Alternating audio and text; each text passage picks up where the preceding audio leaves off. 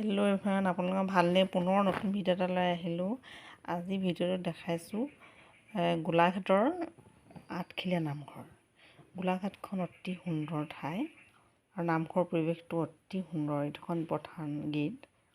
এতিয়া সোমাই আহিছোঁ আৰু যথেষ্ট দোকান আছে, মাহ প্ৰসাদ চাকি সকলো কিনিব পৰা সুবিধা আছে আৰু চাকি বন্তি জ্বলোৱা ঘৰ আছে, বেলেগ কাপোৰ সলোৱা ঘৰ আছে। সকলোবিলাক খুব সুন্দৰকৈ বনাই দিছে। কিনাৰতে আছে এটা ডাঙৰ পুখুৰী, মাজতে কৃষ্ণ ভগৱানৰ মূৰ্তি আছে আৰু মানুহে থাকি লৈ থকা ঘৰো আছে বেলেগে। ইয়াত চাকি বন্তি এইটো ঘৰত জ্বলায়। এনেকৈ আমি চবেই জ্বলালোঁ আৰু আমি কেইগৰাকীমান গৈছিলোঁ।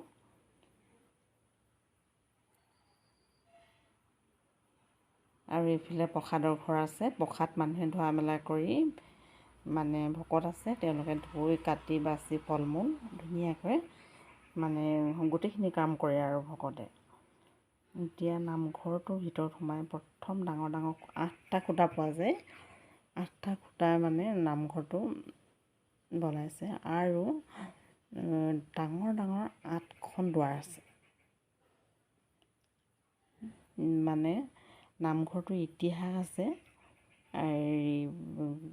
ল'ৰা ৰজাই যেতিয়া গদাধৰ সিংহক খেতিত ফুৰিছিলে, তেতিয়া গদাধৰ সিংহ ইয়াতে লুকাই আছিলে। গোলাঘাটত এইডোখৰ ঠাইতে লুকাই আছিলে আৰু সেইটো সময়তে তেওঁ এদিন সপোন দেখিলে যে তই আকৌ ৰজা হ'বি। গদাধৰ সিংহই তেনেকুৱা এটা সপোন দেখিলে আৰু সেইটো সময়তে এই ঠাইডোখৰত এজন বাবা আছিলে। বাবাক ক'লে যে মই এনেকুৱা এটা ভাল সপোন দেখিছোঁ। তেতিয়া গদাধৰ সিংহই নিজেও চিন্তা কৰিলে যে নাই, মই ইয়াত এটা মন্দিৰ এখন থান প্ৰতিষ্ঠা কৰিব লাগিব আৰু সেই প্ৰথম মন্দিৰটোৰ হৰি মন্দিৰ বুলি কৈছে। এই থানখন প্ৰতিষ্ঠা কৰিছিলে আৰু সেই তেতিয়া গদাধৰ সিংহই যেতিয়া ৰজা হ'ল আৰু ৰজা হোৱাৰ পিছত আহি তেওঁ চিন্তা কৰিলে যে 8জন মানুহক 20জনকৈ মানুহ আনিবলৈ ক'লে।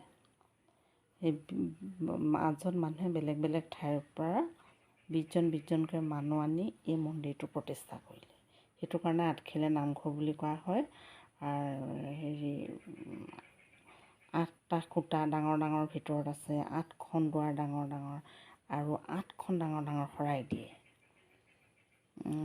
ইতিহাস আছে নামঘৰটো আৰু সম্পূৰ্ণ ভগৱানৰ আবিৰ্ভাৱ আছে।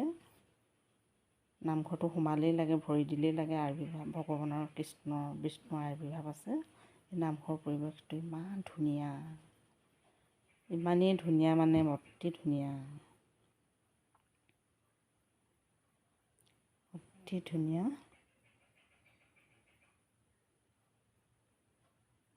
আৰু ভাদ মাহততো বহুত দূৰৰ মানুহ আহে আৰু সদায় থাকেই আৰু যেতিয়া গ'লেও প্ৰসাদ দিয়েই আৰু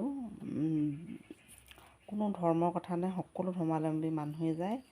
4 প্ৰসংগ হয়, ৰাতিপুৱা গধূলি দুপৰীয়া